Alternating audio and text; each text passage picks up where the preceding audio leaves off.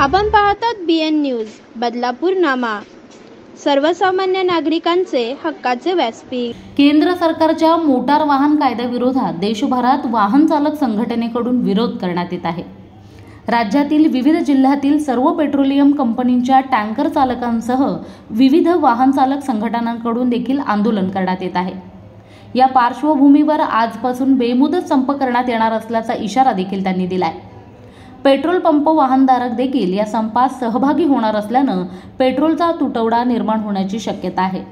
त्यामुळे बदलापुरात सगळ्याच पेट्रोल पंपावर वाहन चालकांची पेट्रोल भरण्यासाठी धांदल उडाली आहे।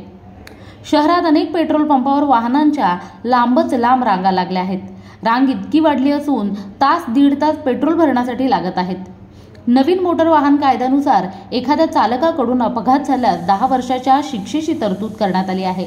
मात्र या कायद्याला वाहनधारक संघटनेकडून विरोध होताना पाहायला मिळत आहे। मोहिनी जाधव, बदलापूर।